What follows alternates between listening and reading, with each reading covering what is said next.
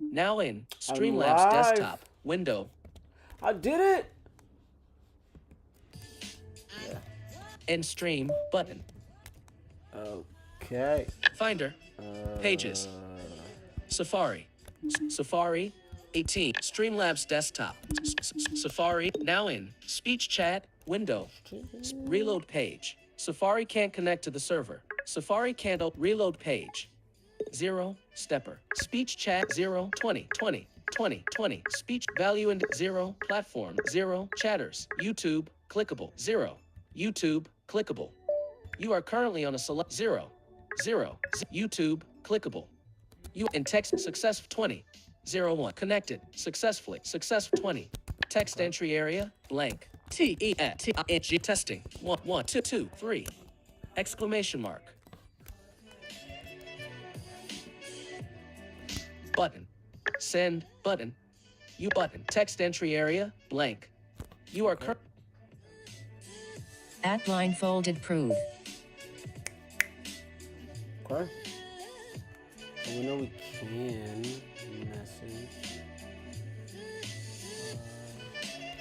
tab overview text entry area T-E-T button send text entry area blank. See if that one works. I think it's because it's me shooting it at me. I don't know.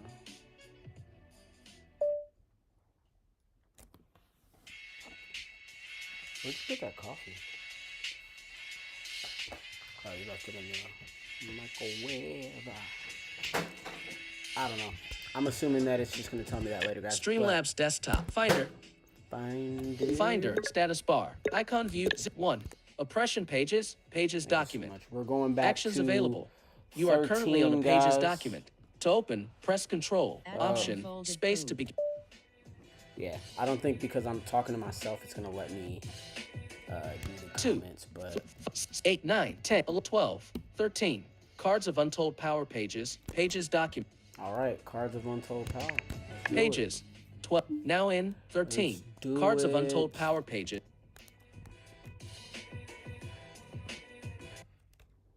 Bot a new line. Selected. Speech muted. 13. Cards of Untold Power. Calm yourself, Lincoln. You're lucky that alarm is drawing everyone's attention. And don't forget the plan.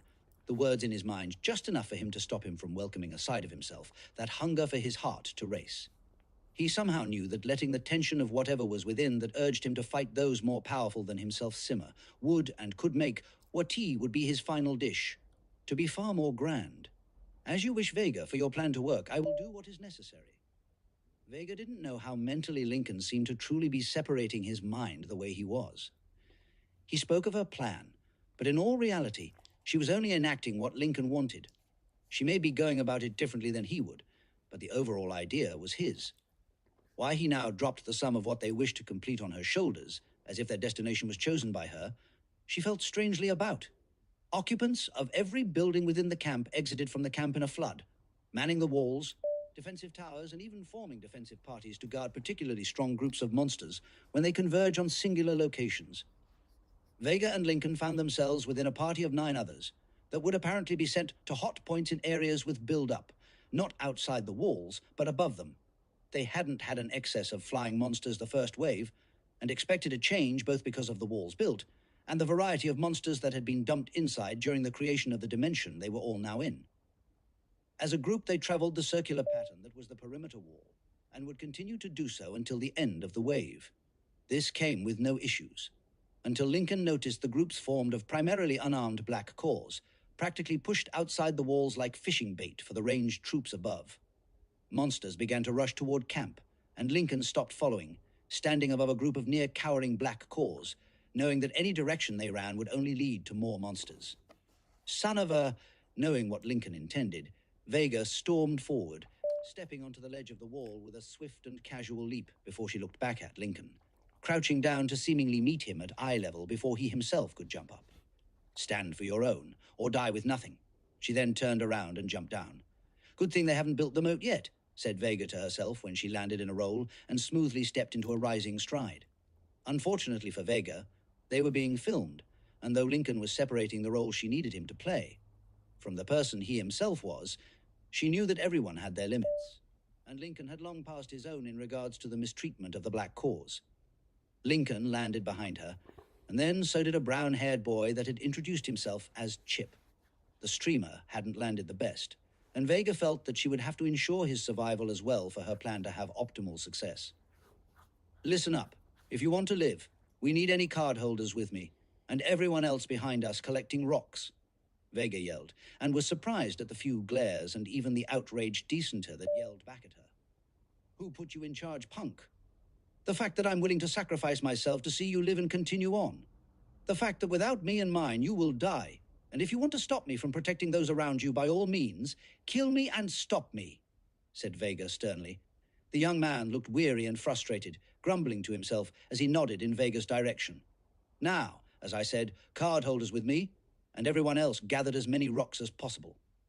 Chip was confused. His stream saw things happen one way, but he'd felt he'd witnessed something completely different. His stream only had eyes for Vin, a young master with pride and integrity. Chip agreed, but didn't feel that the gaze of the black-haired boy before him should have been so easily dismissed. Chip had looked at both Vin and his supposed slave before they'd all jumped. Not just Vin.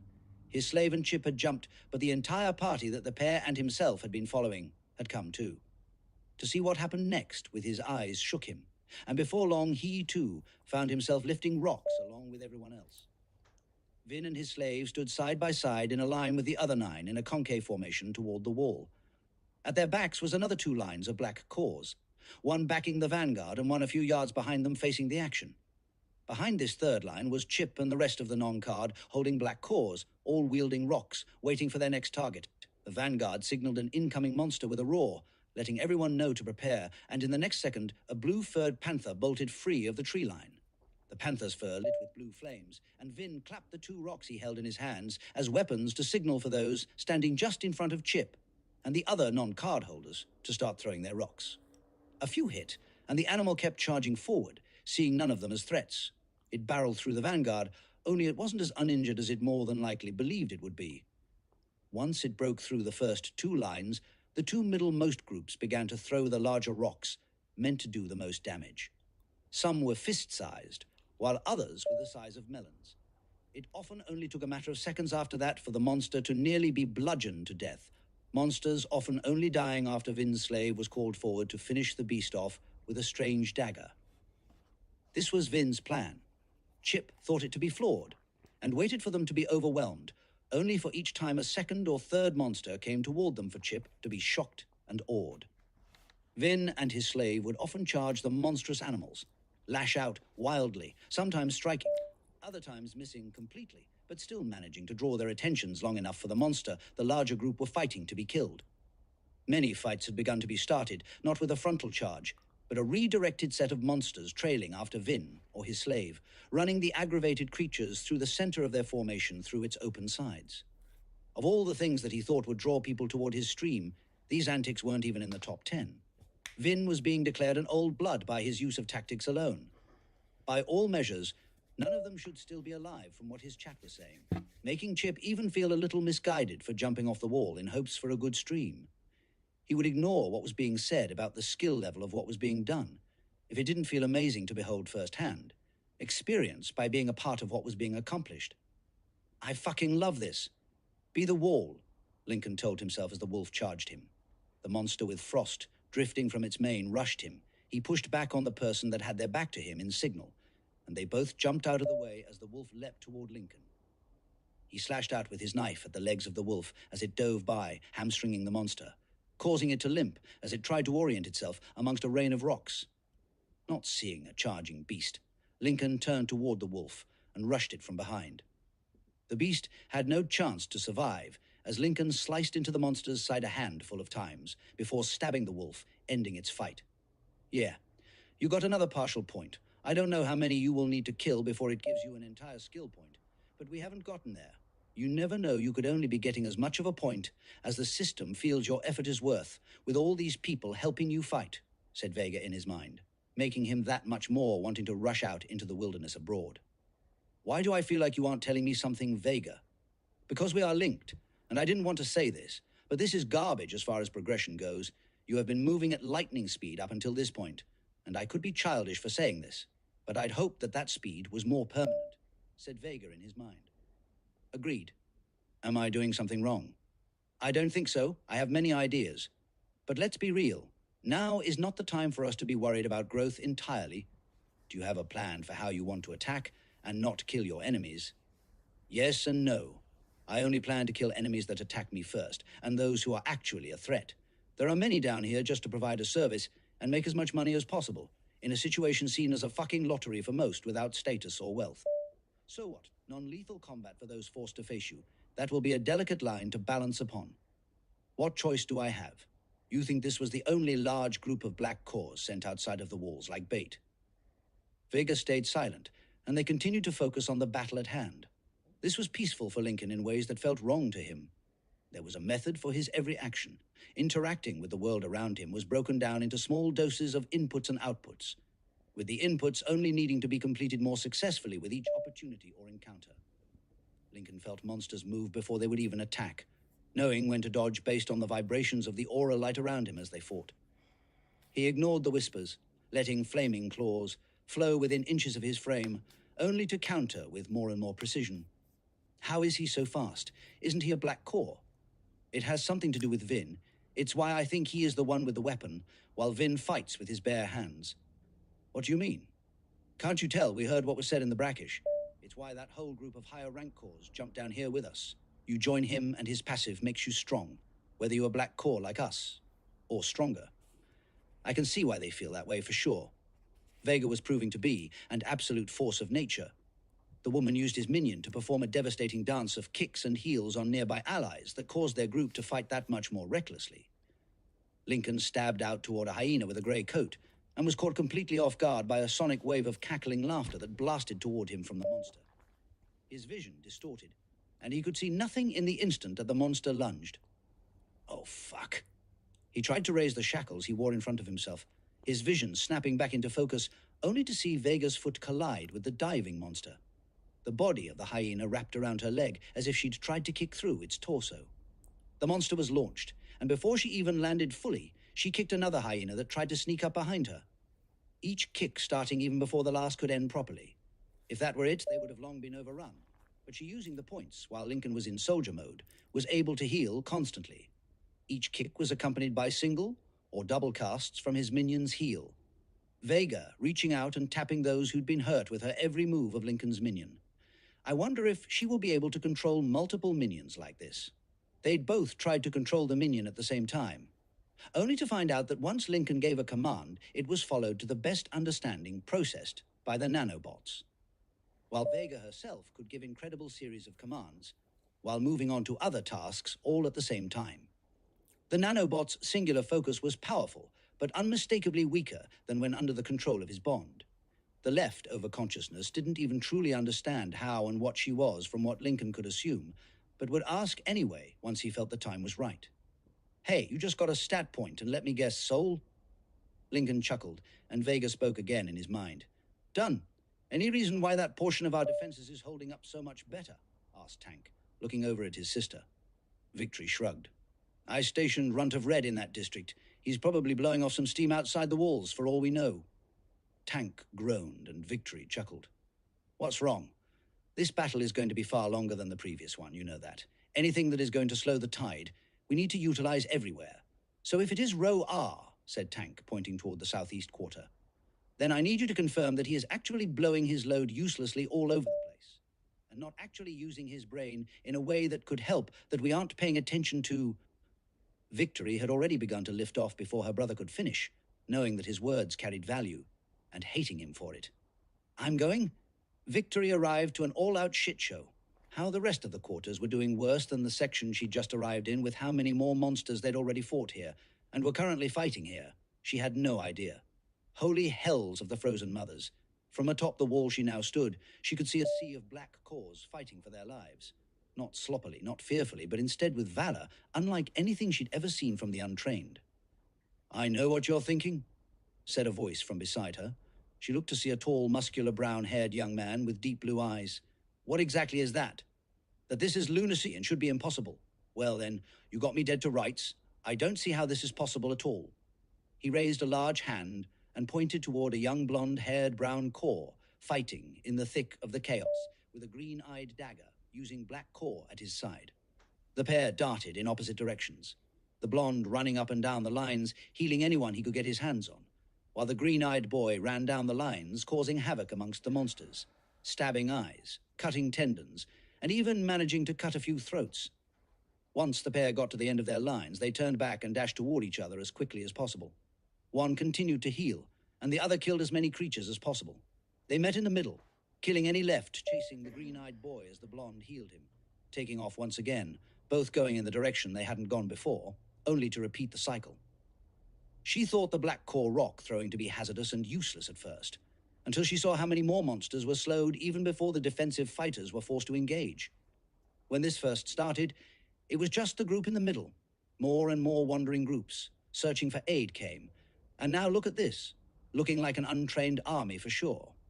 I've seen trained armies fight worse than this, said Victory. Yeah, but were they led by a loyalty card like these cores currently are? Because Vin only has one slot open on his card and has pulled this off. What will he do with two? Said the Silver with a chuckle. I didn't really care at first how good a fighter he was, but now I think I'll take the kid's deal. He's going to make me a real rich man, said the Silver, stepping back from the stone banister of the defensive wall and walking away. Victory landed back at the central tower and said not a single word. At first, he brother contained his agitation at her not addressing him, but she saw when he'd reached his limit, but slowly shook her head, causing him to frown. She took a deep breath and mouthed, "Not now." He understood and managed to wait for as long as he could, before he dismissed those from around the central tower. What is it? Victory, let loose. You are going up against another loyalty card holder, and I'm going to be honest, his card sounds way, way stronger than yours, like really old blood strong, said Victory, beginning to pace as her anxiety grew. Their parents had certain expectations, and she was hoping to do well, but her fall back was without a doubt her brother's exceptional loyalty card. How much stronger on a scale of 1 to 10? What number means a god woke up from a mountain, walked out and saw this guy and said, "Hey, want this card? Pretty sure we are related, and this was built to make you scary for even other old-blooded ancients." That's undoubtedly a 10 sister. Yeah, figures. Can I kill him without issue? Yeah, for now. But that's not the issue. If I'm right about his card, his whole family will be the same. And our parents are strong tank, but not old rank strong. Shut up. You know old rank strength is a myth, right? No, I don't. That is the only thing I can think of that could explain a brown core fighting like Runt of Red and healing like Runt of Yellow. He only has one slot open, and he's that strong. Bro, you got like 100 unlocked. What happens when he has 100 unlocked? Sister, I worked hard for those slots, and some loyalty cards aren't as slot-friendly as mine is. Calm down. Brother, said Victory in a mocking voice. You're not getting it. His slot holder was strong too. Pretty sure both of them had already tempered their skin layer. Their auras were extremely vibrant, like elder sisters. Oh, fuck, you're serious. Am I facing an old blood that just unlocked their cards in a ranking contest? Oh, wow, now he gets it. You trained your whole life. Within reason, they train their whole lives outside the fucking confines of sanity. Think this out. I'm fucked. We are fucked, G. If that is, you don't manage to get him as one of your primary slots, of course. Her brother looked at her in shock. Why didn't I think of that? Because I had to paint a truly horrendous picture before you really started to listen. After we were on the same page, I figured I could let you know what I was thinking. I see. Well, what do you have in mind? I don't know. At first I thought of killing all the black cores, take away his easy pool for followers, said Victory. But then you remembered the necromancer. But then I remembered the motherfucking necromancer. The wave became more and more unsettling as Lincoln's new favorite creature of all time started to make its appearance. Void Lion! The teleporting lions were more rare than the other monsters they fought against, and Lincoln found himself gravitating towards the monster every time it tried to break through their lines. The problem was using his sensory magical sight to fight the lion could reveal his capabilities, so Lincoln was forced to engage the monster alongside Vega. It's coming. I'm on the way, said Vega in his mind. Lincoln ignored the monster's initial teleport into the fray of combat, only turning after he heard the screams truly begin. Vin, yelled Lincoln, raising his dagger in the direction of the all-black lion, its white mane turning bloody in an instant, as the monster bit into the side of one of the few higher-ranking cores that managed to jump from the wall beside them. The green screamed in pain as the lion thrashed, tossing its head back and forward in the air, as if it was trying to both howl at the moon and free water from its coat and mane. It was then, as the lion tried to drop its target and teleport away, that Lincoln and Vega's assault began. "Oh, no, you don't," said Vega in a yell, as the green core fell from its mouth and shadows began to congeal around the lion. Through his minion's body, Vega delivered Spartan kick to the lion's lower jaw, sliding forward with her momentum, knocking away the lion's mouth as she caught the green core in a single hand. Lincoln was impressed as a series of 3 quick heels flooded the body of the green core, even as Vega caught the man by the shoulder before the man could touch the ground. His ravaged torso had its wounds closed as Vega tossed the man aside with a single hand. The lion shook its head and began to crouch, readying itself to both pounce and teleport. Only in the instant before it could shift its position magically, Lincoln arrived, thrusting his dagger into the neck of the beast. The teleport was completed, and from Vega's perspective, Lincoln had only been gone for a single instant, but when he reappeared, she knew something had occurred out of view. Lincoln was now smiling, bleeding from a slash across his chest, and dangling from the neck of the lion he'd attacked with his shackles around its own bleeding neck. He'd at some point mounted the monster like a horse, yanking back on the chains each time the monster he rode reappeared and tried to attack another. Holy!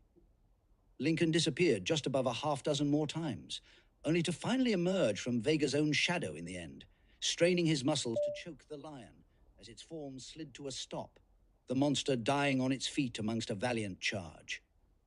Lincoln unwrapped his shackles from the monster's neck, dismounted clumsily, and looked around as everyone gathered stare between him and the 2 black cards that hover above the creature he killed. "Oh," Lincoln pointed, and looked toward Vega, turning his head in his minion's direction in confusion. "Is that supposed to happen?" Vega shook his minion's head. "Nope, not the fuck at all." Lincoln walked up to the 2 cards and plucked one of the floating cards from the air, unable to see the intricate symbol of a spiraling portal across its front, while Vega approached and plucked the other from the air. The monsters had stopped approaching their section of wall while they'd fought the Void Lion, and all gathered were left to stare as an anomaly unlike anything they would ever know came to pass. Is he letting his slave take that card?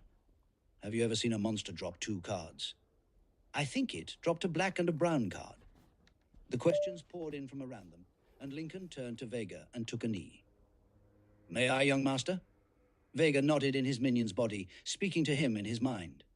"The card you are holding is named Affinity Gate, but I'd recommend not using it in front of those gathered currently. But I will accept the prompt for you to absorb it so that you can learn more." Lincoln gave an affirmative nod, and the card disappeared, causing practically all around to react. Gasps of shock, murmurs of unbelief, and unrivaled silence touched the area all at once. "What did you get, young master?" asked Lincoln aloud.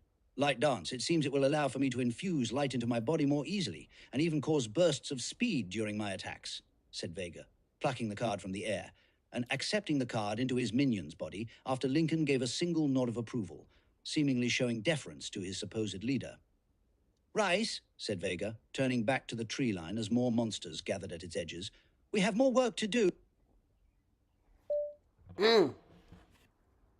Wave number 2, y'all, just began.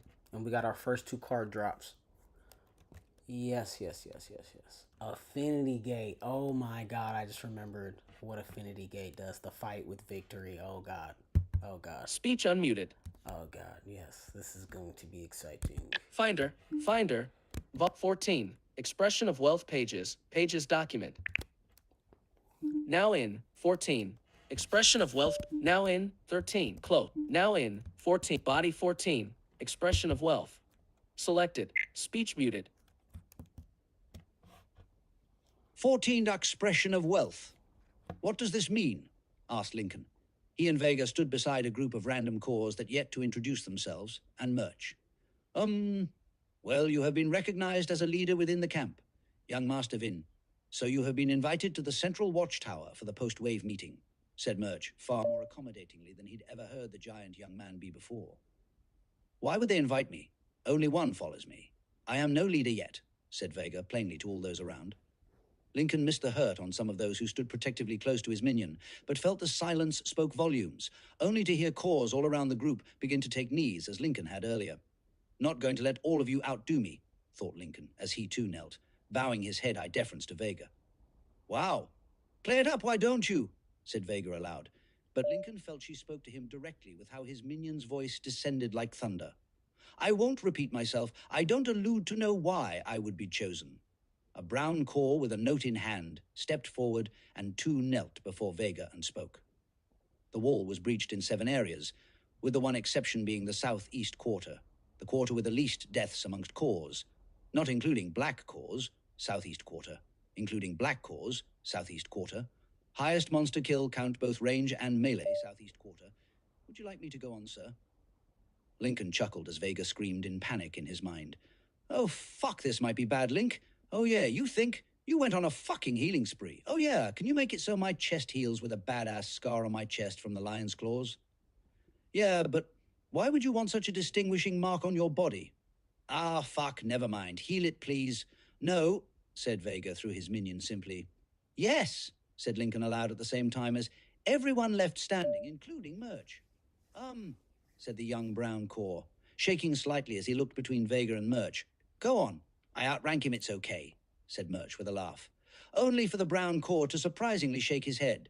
With the law of power, sir, young Master Vin outranks you in any and all situations until you prove to be a more accomplished leader on the battlefield. Murch looked to Vega pleadingly, only for her to sigh. Read the bloody report in full. The brown core cleared his throat and started up again. Highest core rank monster killed, southeast quarter. Highest elite kill count, southeast quarter, said the brown core, emphasizing the words southeast quarter with each pronouncement. The crowd around him doing the same. Most protected structures, southeast quarter. Remaining defensive structures, southeast quarter, said the brown core. The list of their achievements was long, and Lincoln hadn't actually known that the battle had been all that serious. And from what Vega relayed to him as the speaker continued, she'd felt the same. Something isn't right here, Link. The training of those sent inside is supposed to be of the highest degree for multiple reasons. The biggest I can remember is that there will be a roaming final boss at some point. And for whatever reason, when I focus on that, it still seems like it is only the beginning of our real issues. Lincoln shushed Vega, trying to listen to the report, and summoned the card he'd gained earlier. It only took a few thoughts, and he plucked it from the air, putting it away with the same level of ease. Well, that is good to know. I wonder if me and Vega can share cards, thought Lincoln, prodding his bond to answer, even though he just asked for silence. Probably not, Link, but who knows? We are joined due to the hive, and honestly now that I know you can obtain cards, we are going to have an advantage unlike any other. A chant began, even picked up by the higher core ranks that stood atop the walls above them all. You see what you've done now, Murch, said Vega through slightly gritted teeth. You know why? Yes, but we don't need this much attention this fast. If we are forced to ingratiate with the golds and whites, setting out on our own will be that much harder. You know how hard they make growing strong without servitude. Do you want to own an entire camp, or pay taxes on the southeast quarter as a whole when we leave here in a month? Lincoln laughed, somehow able to feel Murch begin to sweat. That's weird to feel. Am I smelling it so my magical sight is showing it to me? Lincoln dismissed the thought. From what he could tell, Vega was doing exactly what she had planned, flawlessly executing each stage of her plan up until now. They weren't supposed to have performed so well. In fact, Vega felt they should have far underperformed the rest of the camp as a whole, especially. To be compared to all other combatants was strange, but now knowing that only the silvers, golds, and whites were excluded from the initial waves, with a few lower core ranks with high potentials pulled aside by that batch of cores, only thinning their herds slightly, how they'd done should have been impossible. Major questions being asked by the highest ranks is what will you be doing with your cards, monster cores, and any other valuable monster-based ingredients or crafting materials? Vega looked at the brown core sent to speak to her, and then around at all those gathered, and sighed. Are any of you half decent at butchery and dissection? Asked Vega, looking at both all who stood and the impossible hundreds that knelt. Hands rose into the air, not only in the higher cores gathered, but also in the kneeling. Any have both skills above adept? Asked Vega, and many hands went down, but more than a handful were still raised in both the standing and those who knelt. Any above professional in both? asked Vega with a raised eyebrow. Lincoln wanted to be able to see perfectly in this situation, reducing his range to their immediate area, giving him a perfect blending of colors, allowing him to see as any other mortal does. I wonder if I could hone that in to only show me what my eyes are immediately facing, thought Lincoln, beginning to test how finite his control was of his magical vision, as Vega continued to question those about the numerous mortal profession ranks that Lincoln had yet to learn. His last words had only left two with their hands up in the air, Murch and an unknown black core with red potential, who Lincoln could see was smiling wide up at Vega. The woman's obvious pride at potentially being picked by the supposed young Master Vin, easily distinguishable from the frowns being worn by those who'd been forced to put their hands down. You two work together, build teams to separate the work. Murch, I want you on sales, after we use what we've harvested to outfit everyone here with armor and weaponry, said Vega, with a nod in Murch's direction. Yes, sir. Do you want me to find the best crafters among us and build a list? Yea, we will need it, said Vega, before she turned to look at the other woman, and gestured for her to rise. The expectation is that you will fail. What is your name? My name is Daisy, sir, said the half-elf with silver hair and grey eyes. Her clothes seemed to have gone through the shredder, but as Lincoln looked around, his vision narrowing to just line of sight, he noticed that everyone looked this way, himself included. This is why she is focusing on the armor and weapons first, probably. I'll have to ask what is prompting her to make certain decisions with what seems to be a specific timing. He wanted the skill to be able to read the situation as his bond could, and would work to figure out the best tactics in how to do so. I don't like that I can't see behind myself, though, thought Lincoln, only realizing how comfortable his 360-degree sight had been for him to have access to again being around all the various cores as he now was. He again tweaked what was being displayed, allowing for people's cores behind him to still be lit in his vision, while he diminished the brightness of the aura light that emanated outward. That should be okay for now. Well then, Daisy, you are extremely talented in your professions for such a low core rank, so the expectation will be for you, and those who work under you to fail. So when I say what I am about to say, know that I expect perfection from you while you are in my service. If a white core can produce a perfectly harvested monster body in a certain amount of time, you and yours will be able to do the same under your direction. Do you understand me? Daisy nodded, and Vega then immediately roared with authority for all those gathered to hear. Any who get in Daisy's way will answer to me. And as you saw, my second is chained and far more an advanced fighter than many of you here, and has only begun his training recently. Training that he should still be doing now. Vega ended her statement with a glare in Lincoln's direction, and he quickly rose and began his leg lifts. You do not want me to send my second to find you, as it will not be an order to capture. The statement hung in the air, only leaving the sound of Lincoln's knees hitting the chains that hung from his hands, before slapping powerfully against his palms. Thanks, Link, said Vega mentally. Ah yes, I live to serve, young Master Vin. Ha, very funny, Link. If you have a valuable profession, hell, if you have a profession you even think has no value, report to Murch and tell him the truth of it. You have one opportunity, and those who lie will not be armored.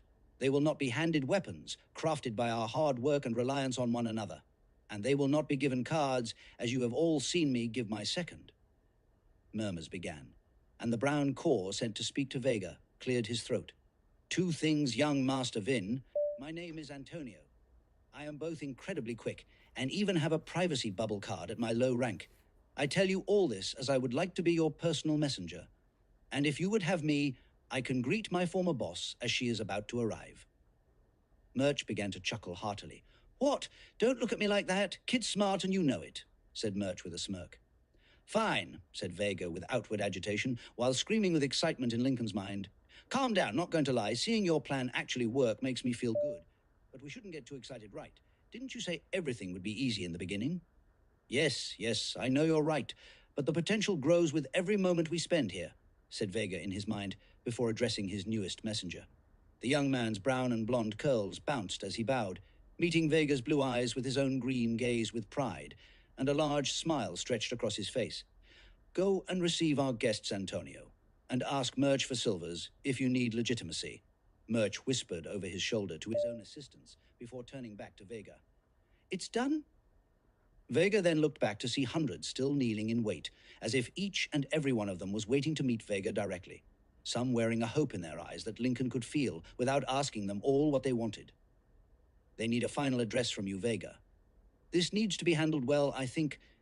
You did just save their lives. Doesn't that come with an attachment of sorts? It does, and we don't need any zealotry link, not for your following or my own. My following. What? You think that you won't have an absurd cultish following with what will come next from you? Never thought of it, honestly. But now isn't the time. Speak to your people, my friend. I'm getting uncomfortable with how they are all staring at you in silence like this. Yeah. Does come with leadership sometimes, said Vega in his mind before his minion's body swept its arms, and Vega spoke aloud once more. Welcome to the Colorless Army. Now let's get to work. Victory walked through the southeast quarter in outright confusion. She could see the edges of other quarters with every intersecting walkway she passed. No, this quarter didn't have paved roads made from powerful green cores like the central quarter and some of the others, but after the second wave, all its buildings still stood. Ma'am, you don't find this odd? No, said Victory, not looking at the beautiful brunette at her side. The communication expert she used was a silver with white potential, and fundamentally the best spy to be sent into the pit. Why not? Every other quarter was attacked from above by firehawks of multiple ranks, all the way up to purple, and none of them managed to pass into this area. I find that laughable and surely impossible for some brown cord to pull off, don't you think? Victory shrugged, ignoring the murmurs of everyone else gathered for their introduction group. I fought a black core recently that I think could kill you and everyone on your team if you didn't see him coming. An exceptionally strong brown, especially with the odds of old families being down here. It's honestly the least surprising thing, said Victory, not wanting to spread the use of a loyalty card being used by a low-rank core by any means. Excuse me, said her chosen assistant. The young woman strode forward, increasing her pace. Victory slowed her stride slightly, seeing a curly-haired young man appear from a side walkway, trailed by two other silvers. He knelt, speaking a few words to her assistant, before handing her a document.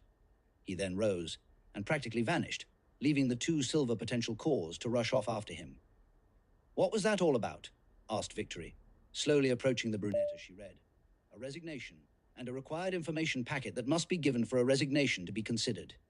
Victory frowned. Resignation? Fuck the kid if he wants to go work elsewhere. We have more important matters to handle currently. I want to recruit this brown core and get back to Central Quarter as soon as possible, and... Her assistant raised a silencing hand, probably used often in the direction of her lures. I apologize, Leader. It's just that this document shows two things that aren't good for us, said her assistant. Like? Don't grow annoyed with the help, Victory. That lowers you to their level.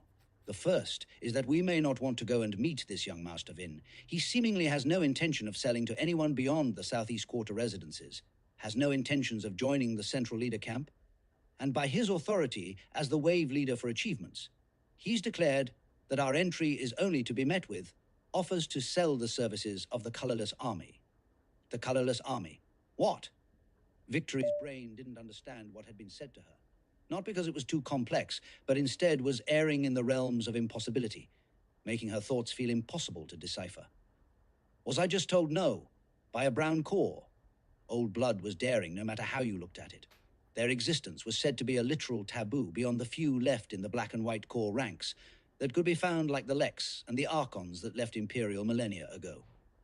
He isn't coming to join us and will only sell to us after his quarter is taken well care of, said her assistant. Victory snatched the paper, reading its contents, becoming more and more agitated by how brazen a character this young Master Vin was proving to be already. None of this was presented without documented proof and established reasoning, said Victory, slowly losing all intensity as she continued to read. This is actually quite impressive. Is that what you believe our second issue is? Her assistant shook her head before speaking. No, we were only given this much information because of the severance of our working contract with Antonio. And looking at that report shows how skilled an information gatherer he is. He was under a blood oath to tell us all that he gathered until he handed over his resignation or died. And that report is alarming. Victory's frown deepened. Why, beyond some slightly impressive organization skills, I don't see why you seem so frazzled. Her assistant began to nervously wring out her fingers, speaking while looking around suspiciously. Because organization is what we do, and with someone naturally talented, as Antonio obviously is, We may have to worry about what is being shared with the young master. Currently, Victory felt slapped. Victory felt dumb for not thinking of that sooner. Victory felt rage. Yeah, let's see how this young master likes the punishment for defiance. Chip stood above the wall in the southeast quarter, marveling at what was taking place outside the wall. Okay, Chip. Hundreds of black cores stood in lines, all performing endless high knees. This was on top of the groups of black cores carrying massive monsters inside the southeast quarter. The black cores handed off their prizes to what felt to Chip to be an assembling line made up of people with very specific skills, being used at very specific times. Young Master Vin paced the wall, looking constantly both left and right to watch over what was being done to either side of the wall, yelling out the occasional command. A boy ran from seemingly nowhere and knelt beside the young master, speaking only after Vin nodded toward him. "They're coming anyway, as you said they would, Master Vin. Would you like me to gather those you wanted by your side?" Vin again nodded, and the boy vanished, Chip only noticing him reappear by the sharp, green-eyed young man directing drills below. Wow, he is fast. It wasn't long before Murch and his fellow Silver potential staff could be seen heading toward them from one direction. "Well, this may be interesting," said Chip softly to his stream, perching himself on the solid stone banister as to be angled well above the entire meeting about to occur. A whistle could be heard from below, and Chip glanced. Thus, his group was given a view of Vin's second rushing not toward the gate and stairs, but the segment of wall directly below where Vin paced. The young master too glanced, extending a hand over the edge, no lower than his waist. Hell is he doing? Many guesses flooded his stream chat, but none had it correct. The young master seconded an instant before colliding with the wall, leaped powerfully upward, kicking off the wall halfway up, only to finally loop his chains into the cupped hand of Vin, who pulled him over the thick segment of walling that Chip now crouched upon with utter ease. The wall was high, yes. Running up its length with a few easy and dexterous movements without control of your hands, Chip thought this to be exceptional. Still, in the end, how he pulled his second up and over as if the man was weightless, that sent his chat into a spiral. As simple as lifting dropping fruit indeed, my friends. At this point, I'm beginning to believe that our young Master Vin may be a counter to our already strange runt of black. Vin's second took a knee at his side, and Vin, without word, began to tap on the young man's shoulder over and over again, flashing light flooding his second's body over and over as he began to speak. A reaction in this moment from us, any of us, will not be accepted here. Any who falter in the face of those that potentially wish to see us all used as fodder in their own survival didn't dig deep enough, didn't want to grow enough, doesn't want to be a part of what we are building and protecting as the Colorless Army. So as our guests approach, I want you to think of what it has been like fighting for the current leader of the Southeast Quarter and compare that to what it was like to either be forced to flee and join us, or what it is like to have been here from the start, and tell yourself the truth when you answer my next question. Was it worth it? Victory could hear a chant from a distance that shocked her. A man could be heard speaking powerfully. His every statement concluded with the chant. "Are they seriously chanting their quarter like they come from alumni of the ritual?" said Victory's assistant with a scoff. "Young Master Vin actually may come from that background. Ancient blood families have sent their children to be sacrificed to the realm since this entire place was only open to a rarefied few hundred. And that was before this land as a whole was even considered a nation, or even considered to have a legitimate government." The girl, Amber maybe, nodded slowly as their target came into view. "I will adjust how I think of him and what he may be aware of accordingly," said her assistant, as Victory made contact with Vin. The man stared in her direction, speaking to those all around him, actively tapping the shoulder of a muscular kneeling man with clear green eyes that smile as he chatted with another taller blue-eyed man that looked familiar to Victory. "Is that Murch Vector?" asked Victory, and her assistant nodded. Once the easiest of her dilemmas was solved, her mind began to open to the number of oddities before her. The first being that Victory was being scanned in this moment by a handful of untraceable auras. One was obviously Vin, who looked directly at her, and though she wished to break eye contact with the brown core young man in front of her, her rank wouldn't allow it. The second was the chained man who knelt at his side, who was currently undergoing what felt to be the equivalent to magical plastic surgery. Young Master Vin, who was already being reworked beyond he, his simple title in her mind, was casting a decently powerful heel with the speed of a metronome. His every tap caused a flash of light to line the kneeling man's entire body. which probably explained why Murch wasn't looking at him as they spoke, but not why Murch was there, speaking with a black core, as the signs of a rather gruesome claw slash was melting off the young man's chest like it had been painted on, rather than cut into his flesh. Why does he feel so familiar?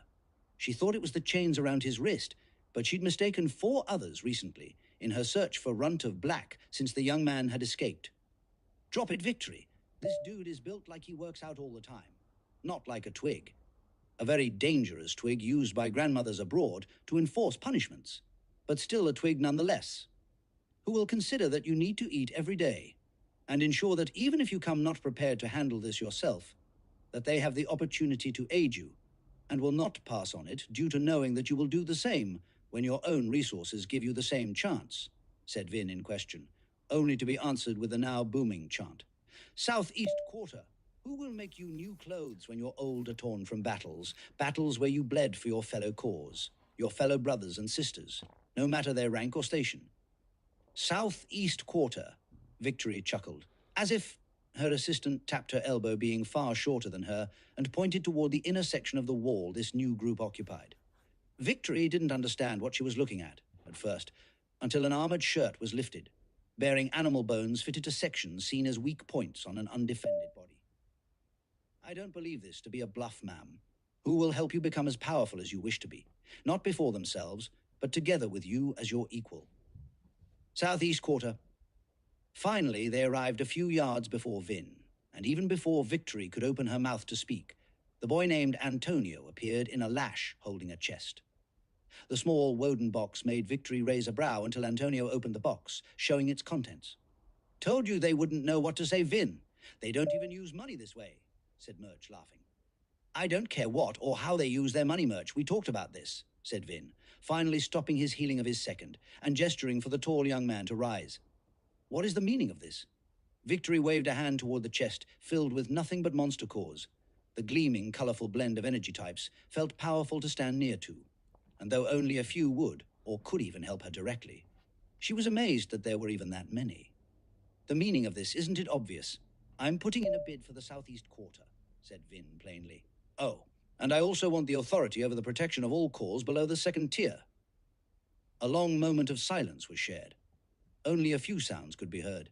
Murch's slight snort and chuckle, hundreds of knees slapping hands in a continued rhythm, and a menacing cackle of joy and rage that had occasionally drifted into her mind in between moments. She felt herself look away and couldn't believe that she'd done it. It had been brief, but the weight of the return stare was like that of her father's own, deadly and unyielding. I will have to speak with the rest of the Central Council, said Victory, and Murch's laughter was deep and booming. Murch, said Vin sternly. The man did his best to stop laughing, and even caused many others who knew why he was laughing to join. Even Vin not entirely able to work his own grin back into the stale-faced leader he had just been a moment prior. What exactly do you think to be so bloody funny? Victory couldn't help but notice the whispers of her assistant and a runner who'd just appeared. I believe you have misunderstood my offer. Had you not come, you would have received a chest as well.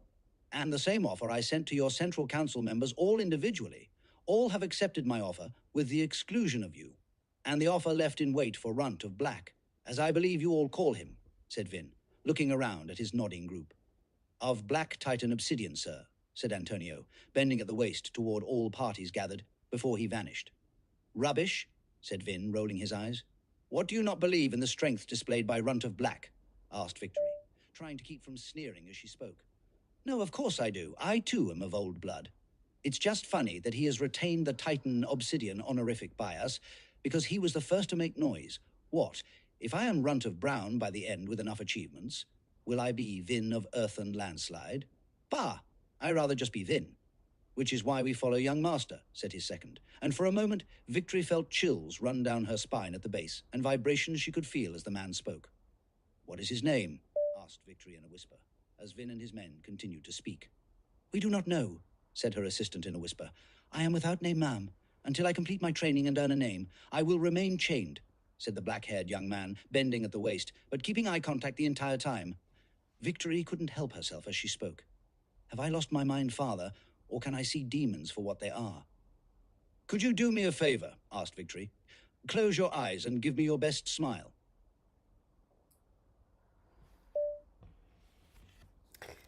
She's not having it, y'all. She's not having it. She's not feeling it. Speech She's unmuted. not feeling it, y'all. Close. Finder 15. Colluding pages. Pages. Now in. All right. Body 15. Colluding. Selected.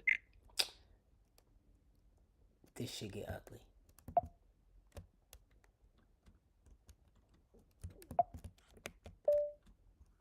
Copy. Speech 15. muted. Colluding. That is more than weird, but sure, said Lincoln. He closed his eyes, filling himself with harmony instead of the rising sensation of bloodlust that tried to push forward, and was only able to produce a rather non-threatening smile. Is that what you needed, ma'am? Asked Lincoln, knowing exactly what the woman wanted. Has she recognized me that easily? I know a ponytail ain't much, but Vega said it would be better than nothing. Runt of White frowned at him, taking a step closer. You're him, aren't you? Asked Runt of White, jabbing a finger in his chest. Who? Asked Lincoln, looking to Vega for help. This part is going to suck, Link, but you cannot react no matter how violent she gets. I will make sure she doesn't kill anyone beyond you. And even then, remember what we said. I remember. I just hope she isn't too dedicated. Don't play stupid with me, Runt of Black Titan Obsidian. I felt it odd that little Antonio or whatever his name is left my assistant's charge. But with you here, and working beside this loyalty card holder, it all makes sense now. And old blood family, said Runt of White, jabbing Lincoln in the chest again. Has lucked into a union with an ancient family, said Runt of White, finishing her statement in a full-on yell. Lincoln and Vega looked at each other. That is technically true, right? Dead on, if we kind of think of it, Link. Lexx is our old blood, and with how old I am, and are bonded to you, you are being guided by an ancient family at this point. Outwardly, though, Lincoln and Vega, through his minion, laughed so hard that many around them thought them both to have heard a joke that no one else had. What? Wait, for real? You all believe this broad? She has to be off drugs, said Vega aloud. No disrespect, ma'am, but Vin is old blood, and at best, my family has worked under theirs for a few generations.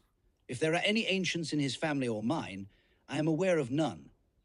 Too bad I don't believe either of you. Then Runt of White cocked her arm back, lowered her hips, and widened her feet before she struck. Her strike so fast that Lincoln would have only barely have been able to dodge if he were trying with the aid of his senses at a maximum, however, before he could taste the rewards of his recent training and changes in body stat. The last step in the foundation of Vega's plan needed to be completed. This is going to fucking suck. Lincoln let his grip on his senses go an instant before the punch made contact with his chin. He could innately tell that he would be all that much more aware of the damage to his body. If each blow was seemingly telegraphed with how quickly his mind was able to process the signals sent to his brain by his magical sight. It's one thing to see a punch coming, and another to be aware of the impact, and feeling as if milliseconds were minutes. The comparison had stuck in his head since Vega explained this to him, and though he didn't feel very much pain at all, something about the thought still managed to horrify him mentally. Seeing my bones crunch into little pieces has to be as painful to my mind to experience as it should be for my body to feel. Though he didn't truly know the answer, he never wanted to find out. Yet for Lincoln, he would soon learn that it wasn't that he couldn't feel pain, just that his sensitivity to sensations of touch were extremely low. A boom was heard as Lincoln was swatted from atop the wall, sent smashing through the solid stone railing, and hurtled end over end, officially crushing the first building to be knocked over in the southeast district. Though Lincoln nor Vega would have ever picked to smash the Brackish Inn, the move made by the Runt of White could only be seen in one way. Silence flooded the area, and Vega's sigh touched his ears even halfway across the quarter as he now was. He wanted to laugh, but couldn't. His senses were strange, and for the second time in a matter of days, Lincoln began to feel cold. A cold shiver that could only be brought on by one thing, and one thing alone. Death. The end reached for him as he reached for it, with his every wild action and plan filled with insanity. "I'm sorry, young master," said Lincoln, expelling his new card from his core, just as Vega arrived at his side after climbing through the now rubble of the Brackish Inn. "It is okay. Rest for now, and what has been done will be balanced." Vega absorbed the card, confirming that they could indeed share them in one direction. However the card's return may be impossible, they were yet to have tested that. "Thank you, young master. I promise to do better next time. I promise to do better next time." Chip balled his fist, feeling a strange anger as he stood above a crater created by one of their own being swatted like a bug. One of their own being treated as if low core ranks didn't matter.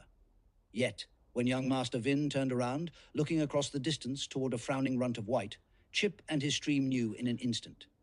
Vin valued those he thought of as his own. The anger displayed on his face was without discrimination, lacked judgment for class, and cared not for power. His foe was not above his anger, but instead perfect for it to bloom righteously. This may be something that you would allow in Central Quarter. And though I would have liked to show you that you aren't as strong as you think, you are far closer to the end of this ritual, said Vin, as a portal of pure golden energy was summoned next to him, and he stepped through, shocking all when he reappeared next to Runt of White and roared his frustrations not a yard from her own surprised visage. I will not accept this.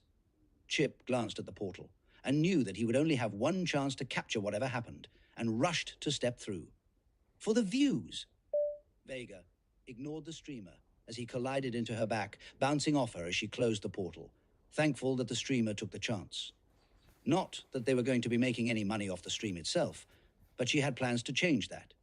You expect me to believe that someone like you is going to show me something, what exactly the value of a lower core, or what that you aren't as weak as I think you are. Another portal opened behind Runt of White, and she ignored it, laughing as a healing aura began to permeate the area. You think that a healer is something that would ever... Vega rushed the young woman, sliding into a straight kick with the aid of her momentum. To no one's surprise, foot met fist in a straight-on collision. Vega's leg shattered instantly, the bones visibly broken through the common pants being worn by Lincoln's minion. Scare me, finished Runt of White, as Vega's leg healed near instantly. Vega was glad that this was the extent of the damage, because if the leg had exploded, she wouldn't be able to regenerate the limb easily. The crackling of bones snapping back into place as Vega set her foot down and tapped her shoed foot against the stone made Murch burst into laughter. Fucking old bloods. Vega charged, and her opponent lowered once more into a more defensive stance.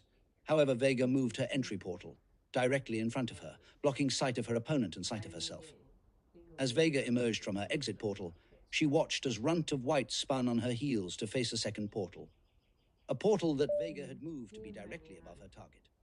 The shocked girl looked up just in time to watch a fist collide with her chin. Vega could tell that the young woman was only stunned, and continued to attack as she descended. Vega punched, striking the White Core's undefended gut, extended her other hand down, landing in a handstand, before kicking Runt of White in the face twice. Son of a...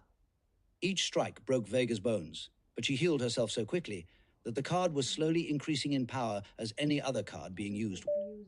She pushed off the ground, righting herself aerially as Runt of White kicked out where Vega's head had been.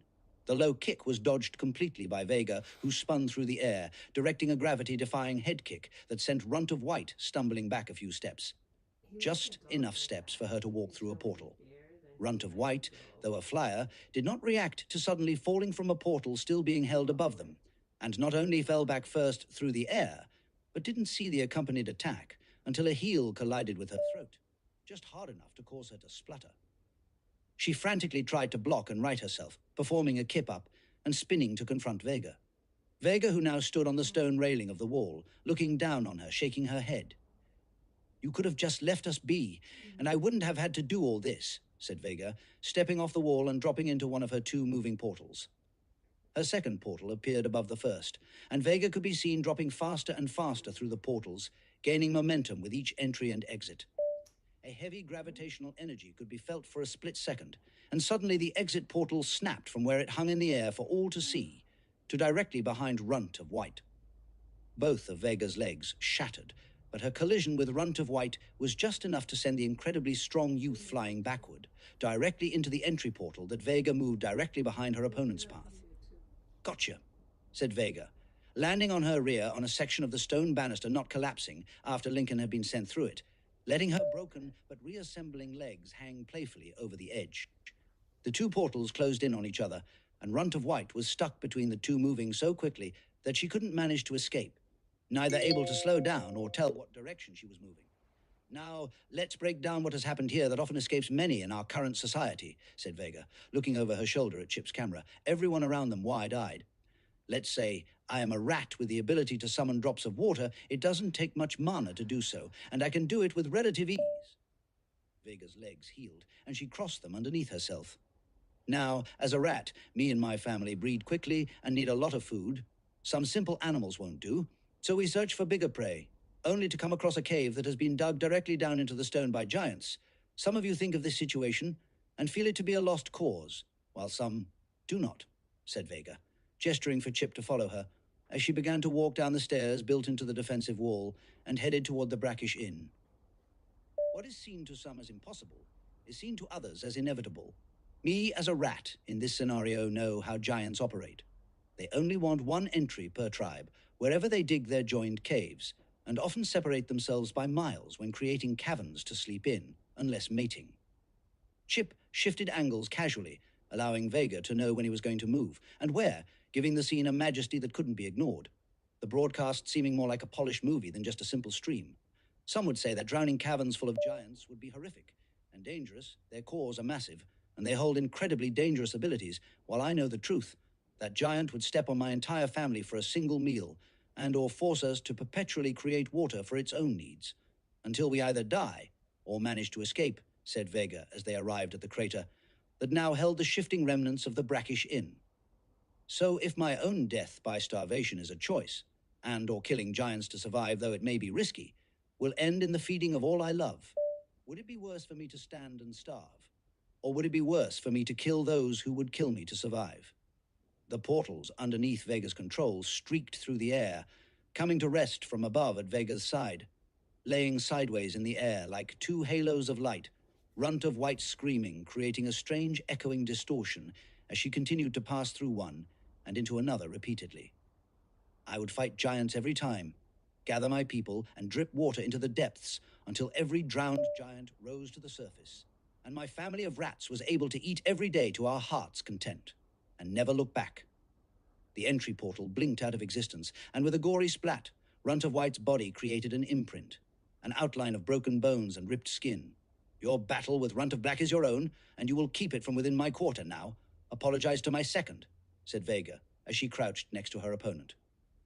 Runt of White chuckled and spat blood, speaking in a soft murmur. What was that?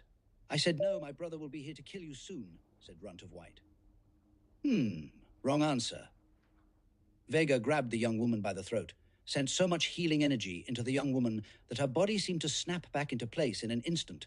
Vega, knowing how painful having a body reform properly at such speeds was, outrageously overwhelming and painful. The entry portal appeared beneath Runt of White, Vega thrusting her back down into its surface, and the portals again closed in on one another. For a second time, the young woman's screams were heard once more, before she was again smashed down. You may not understand what it is to be a rat like me, O powerful Runt of White, but you should know. I will do this until you learn that giants can be beaten, one nibble at a time. Vega let silence fill the area and patted Runt of White on her broken chest. Apologize to my second. The refusal didn't even entirely make it free of her lips, before Vega repeated the entire process. Young master, are you sure you should be doing this? Her brother is Tank of White, and considerably more powerful, asked Chip, and Vega sighed. He's already on his way, but he'll probably be amenable. Vega laughed at Chip's quickly blanching features. Trust, Chip, this will be fine. Though Vega wanted to provide a sense of confidence, she knew this would have to end soon. She'd been forced to lower Lincoln's heart rate to give the impression of his potential death, and she could feel that it was somehow affecting how much of his stats were flowing in Vega's direction, while his class feature was set for soldier mode. Well then, could you explain to me what you think you are doing with my sister? Vega didn't even glance. Instead, she wiped a finger across the ground near to where his sister's body had just lay, smudging the black toxins between her fingers as she answered. Your sister has yet to accept my payment for the district, and though I know this is no reason to attack her, I have my own inclinations to do so, based on my own pride. So to keep you civilized, I have begun to force a full body tempering to be triggered on your sister's body. Will this provide sufficient payment for my cruelty? Said Vega, flicking the toxins from her fingertips. Runt of White was again smashed into the ground and asked to apologize, to which she said no, seeing that her brother was under a dozen feet away. Vega glanced at Tank of White and shrugged, grabbing his sister by the neck and force healing her again before forcing her back down. Can she die from this? Asked Tank of White, and Vega shook her head. Maybe if she was a weaker core rank. But with the healing I'm doing, she is more likely to have traumatic memories than walk away with a single scar. I mean, hell, I might even wipe away old ones if she is lucky. Tank of White nodded, and being connected to Lincoln's nanobots as she was able to tell the young cultivator lifted off the ground, only to then, once more, land. You know she is incredibly stubborn. I can talk to her for you if you would like. Vega looked back, shaking her head. No, this is something either she will learn here and now, or we will have problems for the rest of the month, said Vega, looking back at the young man as he nodded in agreement. Well, I know that this is a strange request, but if I too return my payment, may I too be put through this refinement process?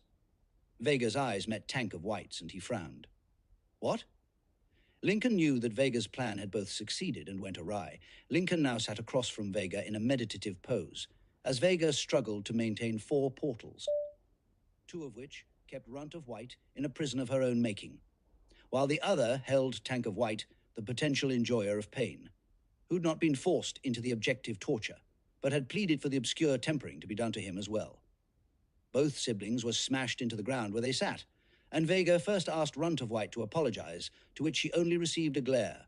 Then over to Tank of White, receiving a nod, and the torturous training began again. Vega no longer healed either, before plunging them back into the enclosed portal loops, after forgetting to heal Tank once, and realizing that the portals too slightly healed those who entered and exited them. Are you sure that you don't want to keep that card? Asked Lincoln aloud. No, it's nice for sure, but with what you will be able to do with it, I'd be dumb to keep it, but I will be looking for my own teleportation skill for sure, said Vega. Lincoln nodded. So, you own a quarter, and are actually the first to buy one in our sacrifice group. I guess Murch was the lowest ranked core, expected to do so, and he's a fucking blue, said Lincoln, smiling. That would have been weeks away, but he would have done it, and made a killing before the month was out, and we are expected to leave. They heard laughter, and looked up to see Murch himself walking across the expanded dining room of the inn being fixed above them.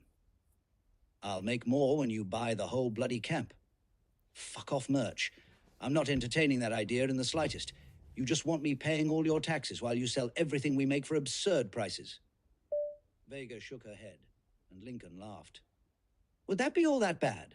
Asked Lincoln, watching Murch walk into the kitchen in the distance, through the nearly completed floor of the now larger brackish inn. Yes, especially if we take over sooner rather than later. Taxes are broken up amongst those who lead during the ritual. The longer you lead, the more you are taxed. So what you're saying is, we should make Murch the leader, since he is most likely able to find out a way to afford the bill at the end, said Lincoln, turning his face back toward Vega, who scratched the chin of his minion in thought. Now that is an idea. Better for him to be a figurehead than us lose the capital we will need to survive on our own outside of this place. I was playing, but glad to know that that is an option for us. Now please focus on meditating. This is harder than it looks, and is probably using all of our combined points in soul to be maintained, said Vega in Lincoln's mind. Lincoln nodded, closing his eyes, and helped push their combined regeneration rates to their utter maximums.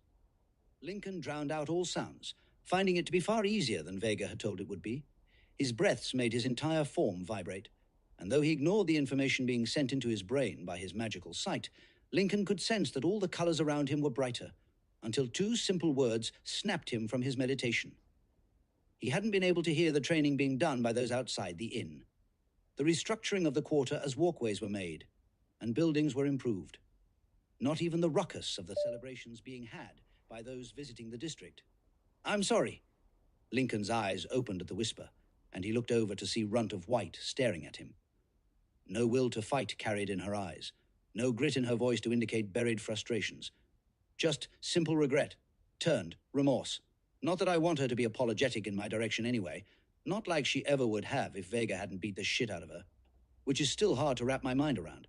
You are okay. The young master tells me that you have mistaken me with someone else.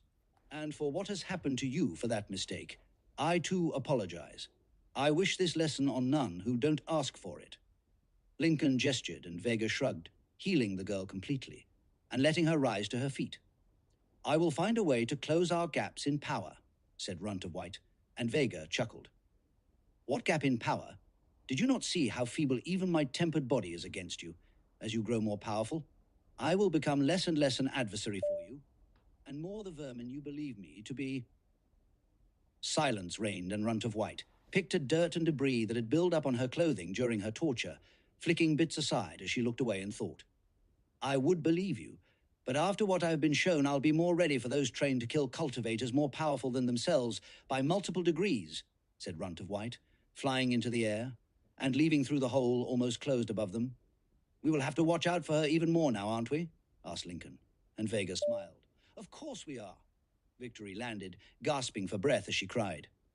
She tried to pull her dimensional phone from her pocket, only to have it crumble like a graham cracker, both soggy and too dry at its edges all at the same time. She had not stored the device before her. Interaction with young Master Vin. The mere thought of what she'd felt could have only been one of two things, neither of which she should have encountered so soon since arriving inside the ritual space that was the labyrinth. What do I do now? She was suddenly pulled from behind into a pile of bodies, and nearly screamed in fright until Runt of Red shushed her, rapidly pointing in another direction. He's coming! Victory looked, only to see a figure float into view, propelled forward by explosions of black diamond-shaped projectiles, wearing a beautiful chest plate of what could only be pure black ice. He landed gracefully atop the nearest section of the defensive wall to them, and Victory stared as he reached out toward where the pair stood. Victory gasped as one of the nearby bodies began to move, and Runt of Red lashed out, his knife darting with speed and precision, trained into all those who worked in the night with sharp tools. Rise, and welcome to the Horde, my friend, said Runt of Black, his voice still carrying weight, making the air around them vibrate as he cackled. Runt of Red's blade struck the palm of the now moving dead beside them in the pile, and the dark minion closed its hand around the weapon. Thank you, my lord. It is a pleasure, said the incredibly deep voice. Victory punched out, hearing the cracking of bone as her hand too was grabbed. Worthy foe, said the minion, as it failed to crush her hand completely. Victory screaming in pain, somehow both thankful that her body had been tempered by Vin, and knowing that if it hadn't occurred, not only would her hand be crushed, but the pain she now felt would be that much more. Both of you will learn. The minion's deep voice was playful, as if it was tasting every word it spoke, suddenly finding a savory tone to speak in. The blade was pulled from the Red's grip, as Victory was used as a mace to smash into the young man before he could react. Both were sent through the air, crashing into a nearby set of yet-to-be-collected bodies, some even showing signs of being eaten by the invading animal waves. For a moment she felt pity as she rose to her feet, taking in what she saw without the mental separation of class, but pushed it aside at the sight before her. Hello, my puppet, I missed you. Do you know how badly I've waited for this? No, you couldn't know what it is to be a collector of powerful people. Will you be next? Said Runt of Black, cackling as he spoke. Tendrils of black in a tornado of energy wrapped around him, and his newest minion was pulled into his chest in an instant. He hopped in place, pulling his hands from behind himself, and Victory began to wonder if Runt of Black could simply snap the chains around his hands at any time, and had instead kept them on to instead make his every encounter that much more difficult. What the fuck are you talking about, asshole? The gloves are off. I'm not taking any more shit from any of you fucking low-rankers today. Me and Red are going to fucking kill you. Runt of Red gave her a strange look, seemingly only now taking in the obvious signs of crying left on her face. His own gaze in that moment reminded her of Vin, mentally taking her back to the sensation of bearing the sky on her shoulders as she seemingly was forced to fall to her death forever. Vin had looked at her with the same pity in his eyes, as he waited for an apology that she truly believed would never come. She wished to outlast his low core rank's lack of usable energy, yet still none was found. She had been smashed again and again and again, until the moment she realized she only had one choice of escape. What's wrong with you, woman? Stop looking at me like that. He is coming.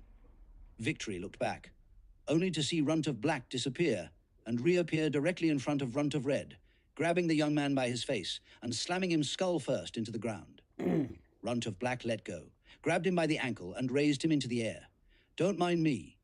The sound of his shoulder snapping as Runt of Red's back smashed into the ground jarred Victory from again being frozen by the mere sight of what was going on around her. Before she could react, he was again slammed overhead like a rag doll. You know, I wonder what this does. I'm new to my abilities, like many of you are too, said Runt of Black, as his hand began to crackle with the same odd twist of energies that were held within his projectiles. He flattened his hand and struck. Though victory had moved in the moment Runt of Red was struck, everything froze. The moment lasted long enough that Victory wondered if she was going to be affected by the attack somehow. Then whatever grip on reality the simple palm strike had was relinquished. A wave of force rippled out, its translucent gravity pushing her back with a jolt, as both a cackle and a scream could be heard. "I see!" Those were the words spoken by Runt of Black as he pulled energy from Runt of Red's own core, making the former red into a purple core cultivator in a single attack. He then raised his hand, and the same energy wrapped around his flattened fingers and palm. "This changes everything!" Yes, it does. Yes, it does. Speech unmuted. Fuck 16. Taboo. Pages document. Pages. Taboo. Now in. The class coins. Body 16. Taboo. Selected. Speech muted. Last episode, guys. 16. Taboo. You have a prompt, or should I say a page. Everything looks different now that you have access to cards. Got a really cool book, by the way. Jealous. Mine was boring, said Vega in his mind, as the young man in Lincoln's grasp screamed in absolute terror. Man, that attack must have hurt. Is he crying? Hey, are you listening? You have what is known as a Book of Thoughts, and it is fully integrating itself with your system, or do you not care? Totally don't care. Sorry, Vega. Reading? Especially now that you both do that for me and explain everything is entirely pointless to me. First, for that, we are bringing up the timeline of your learning to read for that. And 2, the reason why he is screaming is because of the effect of your palm strike. It sucked about an entire core grade worth of mana from his soul and pushed it into your own, which would be horrifically painful and impossible if you would have asked me before you literally did it. Stat points jumped up to, wow, 27. Lincoln looked at his hands and realized what Vega had just said. Damn, you dropped him a whole core grade for real. He's a purple now, Link. He's going to need a fuck ton of mana cores to recover his core grade, and that's if he can... Lincoln's cackle filled the area, and he roared with excitement. This changes everything. Energy began to fill his palm again, but the boy's terror-filled gaze made Lincoln stop. He'd never seen such fear directed at him. This was real fear. Not an ounce of fight, but pure flight from someone trained to become fearless. As Vega showed herself to be when playing the role of a young master, this boy too was of powerful ancestry made legacy incarnate. I will not fight the broken, said Lincoln. Patting the face of the former Red, the young man flinching as Lincoln's combined affinities were snuffed out an instant before they made contact with his skin. The young man's tears sizzled as they pulled against Lincoln's hand with each call of the young man's chin. He looked down into the eyes of the broken young man and smiled, seeing the black skull reflected in his victim's eyes. Grow. I will be back to increase the Horde's numbers after each wave. If none come to be tested by my might, the following wave I will take double the number of days I have gone untested, as minions of my own. Am I understood? The former Red nodded frantically as Lincoln leaned in, the armor of his skill causing the air to chill and his every word to be accompanied by frigid puffs of air. Yes, sir. Lincoln let go and glanced back at the seemingly petrified Runt of White, speaking as he hopped to put his hands behind himself once more. Your brother Norvin is currently strong enough to defeat me, so if you two wish not to die, I suggest you do the same. Lincoln waited for no responses. He instead took off running, bursting forward at incredible speeds toward the southern wall. His missile of death was able to be used at slightly more of its completed form, while being used to propel him forward, with the increases to body that he endured recently. Testing the use of more than 2 abilities at once, Lincoln used his cloak to turn invisible and opened his own affinity gate. His forward momentum was so violent that he was almost flung off course by the explosions at his back, and was forced to move his entry portal in front of his slightly diagonal jolt forward and through the portal. Wit how quickly he opened and closed both. They were impossible to notice without being able to trace his aura directly. Or at least Lincoln hoped so. He reappeared as he ran up the wall, his continuous fire behind him like that of rocket boosters sending him well into the air, as he jumped over the interior ledge and shot off into the distance, leaving Runt of White and the former, Runt of Red behind, cackling as he left. 10-fold. Schuyler stared off after the back of the young man that had literally stripped him of his rank. He made everything I have worth nothing, said Schuyler. He looked over to see Runt of White also crying, looking in his direction with all-out confusion across her distorted features. These won't even work anymore, said Skylar, pulling pure red mana crystals from his spatial inventory. Nor will any of these, said Skylar, letting every red card, including his passive card, fall from his book of thoughts, the cards tinkling like thin glass as they spilled out from his chest. He looked down, seeing a sight that surprised him utterly. His once red cards, previously outlined in silver, had all changed. He swiped them back up incredibly quickly. The now purple cards, with outlines of gold, yes, had diminished in their current rank, but their potentials. His eyes shot back up to the young woman, suddenly finding himself thankful that she'd looked away. Did she see? Skylar's own core still had a pure white potential, and he was suddenly aware of how horrific a blessing that had been given to him. I'm not a red anymore, but my cards are that much higher in potential to help me get to my end goal of being a white diamond imperial. Then his eyes shot out to where Runt of Black had disappeared too, with new thoughts running through his head. Should I go after him? Would he let me join him? Probably not while alive. What do we do? Asked Runt of White, as Skylar wiped his eyes and couldn't help but smile. I don't know what you are going to do, but I have a wave and a runt to prepare for, said Skylar with a chuckle. He then whistled, and more reds exited piles of the collected dead, all either considerably pale or shaking. Come, you cowards. We have training to do. None moved, and Skylar knew why, but his card changes hadn't been displayed yet, so that they dare defy him was to be expected. We would lose reputation by following someone who has lost in this way, said a purple core with red potential amongst the center of his followers. For any of those who feel they are capable of leading in my stead, step forward, and if you dare, I will not begrudge any who join you in idiocy. You aren't what you were before, kid. Just stop with the, said Runt of White, trying to give Skylar the grace to leave his current position without a loss in reputation or pride, until his aura spread outward, touching the limit of the third tier. You must think that Runt of Black attacks me because I am weak, as you are weak, but the weakness he sees in me is no different than the weakness our own parents see in us, while we develop as toddlers. You think he knew not that you were here in wait. He attacked me, because I was the only one brave enough to do so here. Come then, don't just stand there, show me your value, or I too will be as Runt of Black is, and only stand beside those strong enough to face me, even as I am now. Skylar yelled his frustrations, feeling his aura's presence suppress all around. No one moved, including Runt of White, and he nodded, declaring to himself in that moment that he would rise to Runt of Black's challenge at any cost, bending at the knees to pick up the red crystals he'd dropped. Even another core rank, if it will mean that all my cards are upgraded to white diamond potential. Skylar laughed, darting toward one of his lower-ranked followers. Not because they were an easy target, but because of what they could offer him. The purple with red potential's eyes went wide, as Skylar appeared in front of them in a flash. He chuckled as the purple lashed out with a wild strike in which Skylar dodged easily, all while thrusting the handful of red crystals into the slightly older youth's mouth. The purple, threatened by swallowing crystals strong enough to kill him outright, instinctively raised his hands to his throat, and Skylar made him regret the choice immediately. He was no soft-hearted mortal. He was a future white diamond imperial, and he would stop any who dare get in his way. Skylar's hand snapped out with such force that his fingertips bursted through the man's chest, snapping bones like pre-cut bricks, before he managed to wrap his hand around the purple's still beating heart. He then slowly wrapped his other hand around the purple's mouth just as they tried to spit. It seems that though I have lost a core rank, I am still more formidable than you.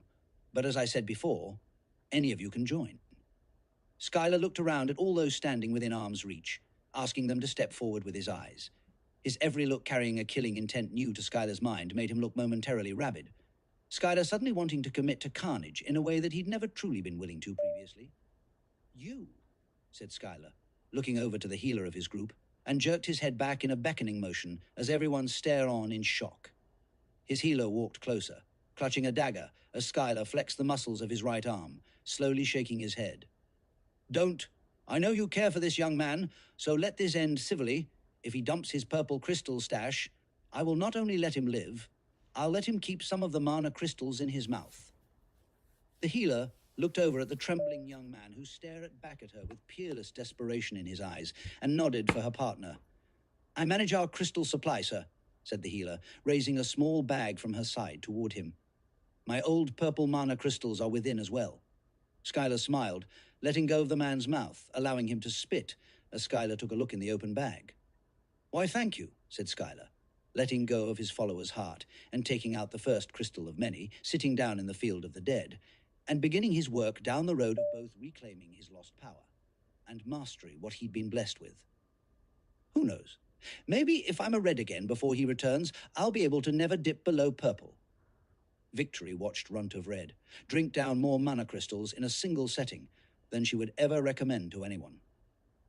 She knew the pain that came with all pure mana crystals consumed through meditation and aura absorption after the second tier were incredibly painful. Yet Runt of Red, who had his people place all purple mana crystals amongst them in a basic formation around him, seemed to be unaware of this. His aura was a deep purple, at first only tinged with red, the powerful light drinking in the purple mana, condensing it over and over again, until a deeper crimson-red bloom around him. To her own utter shock, Schuyler rose to his feet not but a few hours later, once again a red. Why was this so alarming? Why did Victory stay and watch? Why did she care? Because core ranks weren't a system that could be rushed. It was impossible, or at least it had been, until now. As he looked at her, she knew. Runt of Red was hiding quite a bit. She thought about everything that occurred, and knew the catalyst for all the outrageous incidents happening around her held Runt of Black at their center. The problem was, there was no balance being maintained. What should have been a simple leadership and training exercise for her and her brother was becoming a ritual in which unthinkable powers were gathering and wiping away the scales. Vin more than likely couldn't beat her brother, yet still Tank was being aided by the young master with a brown core, without fear that her brother would be able to use what is gained against him. Why? Because he is more powerful than my brother somehow. Why was Runt of Black able to run amok through the camp, make threats, and grow as he has? Why was he growing so powerful so quickly? Would she be able to brush off what happened to Runt of Red if it happened to her? No. I wouldn't be so unaffected to lose what I am at my core, but Runt of Black, would he care or just push onward? Why did Victory know that something was wrong? Why could she feel the tremble in her bones and a quaking in her soul? Because Runt of Red now stared at her with the same defiant smile that Runt of Black often wore as he cackled in joy, laughing in ways that filled her dreams with terror and dread. Why was she so afraid? Because soon I may be at the bottom of the food chain. Antonio was having the time of his life. He didn't know why the young master was making him do half the things he'd assigned to him, until interactions around him began to connect in ways he never thought possible. "Why are you bringing this to me?" asked Murch, sitting at his desk with a grin on his face. "Because young Master Vin said that you would need it soon," said Antonio with a smile of his own as he closed the box with a blue card, with white potential and a red card with white potential in its interior. "How did he get these cards?" asked Murch, and Antonio's smile deepened. Though he shook his head, he had indeed watched as Tank of White returned to the central quarter of their constructed camp, directed to give him another chance to take their payment for the southeast quarter of camp. "No. Young Master Vin's tempering of my body is far more payment than I will ever be able to repay him for. I need no more debts, thank you," had said Tank of White, as Antonio bent at the weight and tried to leave, only to be stopped by two others, a silver and a gold core rank, interested in receiving tempering as Tank of White had, to which Antonio was forced to reply, "I apologize, but he is only accepting cards with white diamond potential at this point." How could he have known? Is what Antonio asked himself, as young Master Vin had told him that he would either be asked infrequently or a lot, and neither was truly wanted. Antonio hadn't understood then, but once he entered a shop in the central quarter, known for having the largest inventory of crafting goods due to the shop's ownership and family name, wondering how he would pay for the exceedingly long list of goods, only to see the words, "Use the money not taken by the Imperial to pay," scrolled at the bottom of his list. Antonio's brow had furrowed. He knew that young Master Vin was smart, but as he told the shop owner where their entire inventory should be delivered, and the woman asked Antonio, would he accept a brown card with white potential? Antonio looked around at first, wondering who the woman was talking about, only to see she was staring at him expectantly. How did she? "It is the highest white core card I have, and it will aid in the growth of all cards of its own rank, in a minimal way, and has an exceptional cost to upgrade to higher core ranks. Valuable, yes, but not something I can afford currently, not that I truly believe anyone could."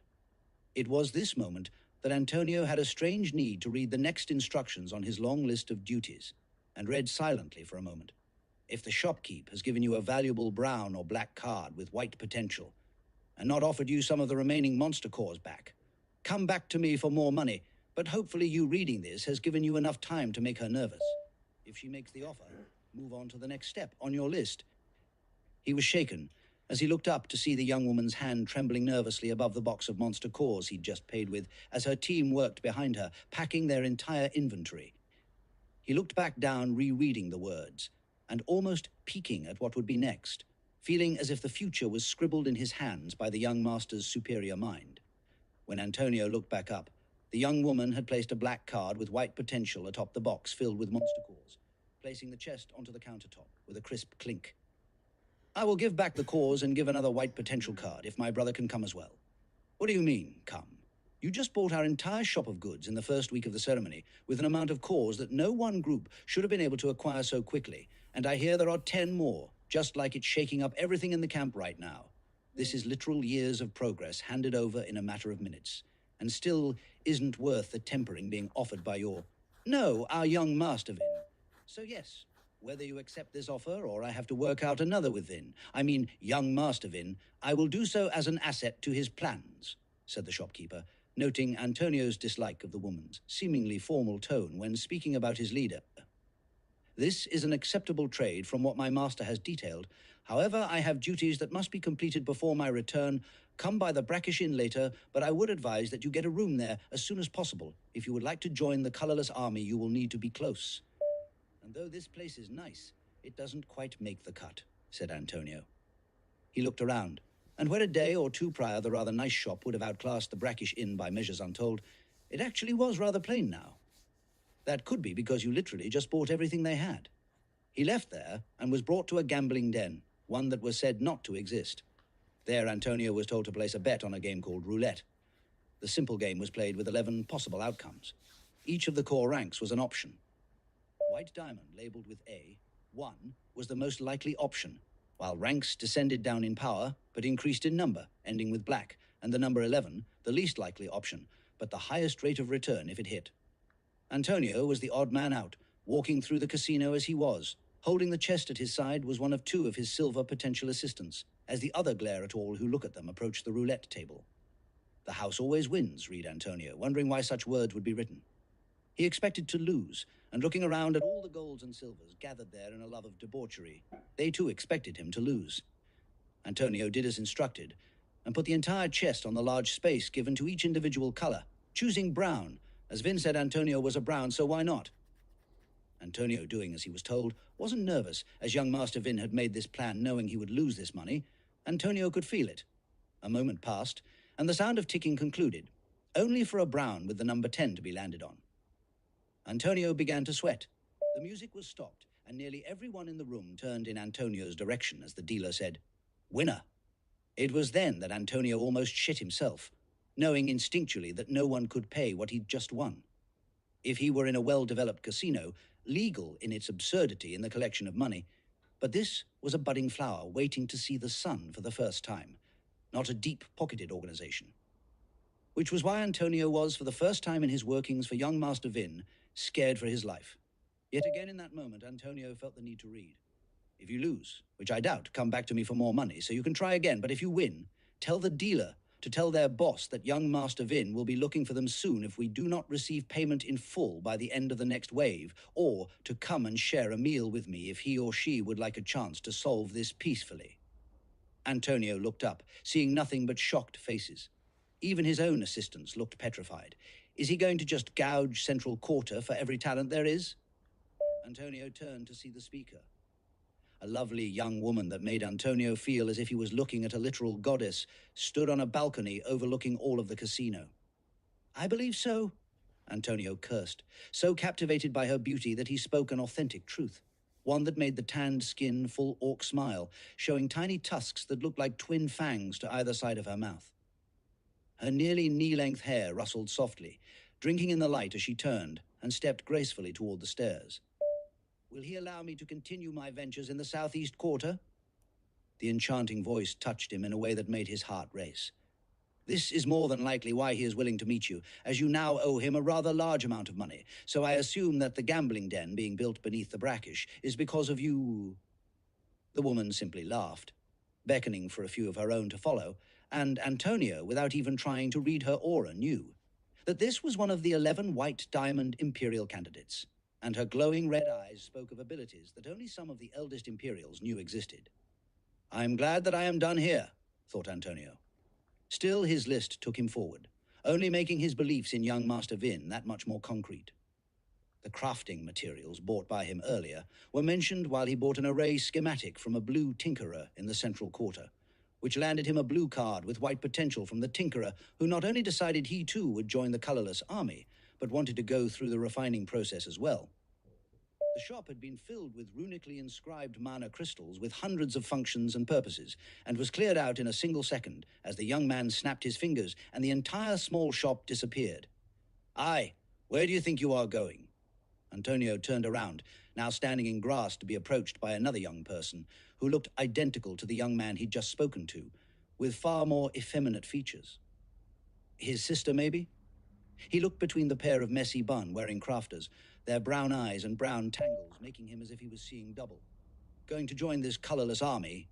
I think they're going to have a lot of crafters," asked the male. "Oh, should I grab my forge?" The male shrugged, and then so did the female, snapping a moment later, only to have the shop with a huge chimney next door also disappear in a blink. "Hey, why does he have your old skill card? Aren't you going to upgrade it, Duke? You worked hard on that." Duke shrugged again. "Getting tempered for it, rather than then keep a card I may never go back to." The young woman's eyes widened, and her mouth fell open, only for her to extend a red card with white potential in Antonio's direction. He felt himself sigh in the same way that young Master Vin did, and after a few more intriguing stops that still had Antonio's head spinning, one of which in he was even directed to take a brown card with white potential if he managed to gather more than one, which he had, which finally mentally brought him back to Murch's office, where he had an idea why he was told to bring the 2 strongest of the cards he'd managed to receive to Murch, even though he'd just shaken his head, all while pondering to himself. "I wonder if Murch will be able to handle all of the organization that is about to be pushed onto his shoulders."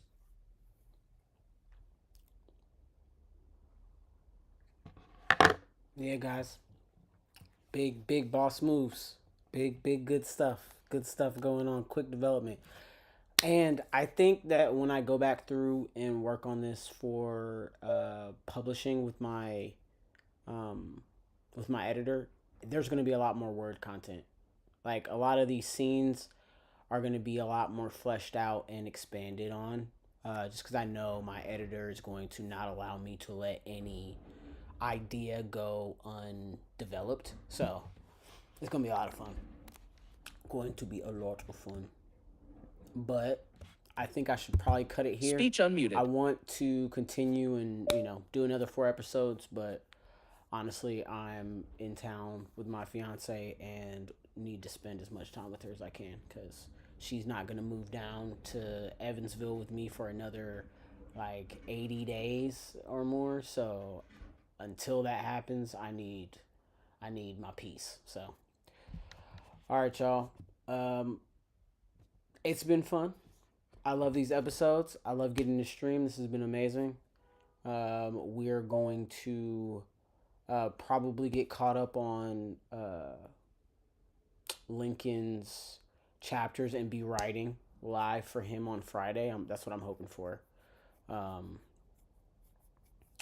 And I got to check on the RoyalRoad contest. I don't know how long until it ends. It's probably either this week or next week. So we shall see. All right. Well, like I said, guys, it's been fun. Come back tomorrow for more of the life of Symphony Omen, aka Loso, a rumor of angels. We got some good content coming from him too, and like I said, 100% undoubtedly the status sheets are going to be developed this week. So yeah, and hopefully the progress on the channel changes too, because like I said, we're going to start advertising and getting out there and seeing how this goes. But All right, guys. Like I said, I know I keep repeating myself, but I'm tired and I actually am really enjoying this. This has been a blast. Thank you so much. Come back tomorrow. We're here every day. We share stories. And things are going to be changing and growing, and I'm going to be showing you guys a lot of good stuff soon. So thank you. Be good to yourselves, my beloved cultivators. I love you. May the mana be with you. I hope you're writing every day. I hope you're pushing yourselves. I hope that you understand that you are your only hurdle. If you want to write books, write books. Don't let anything get in your way. All right, guys. Footer, body, fight Safari, Streamlabs desktop, button, end stream. Live 1 hour, 40 minutes, end wow. stream. Button. Okay, we did it.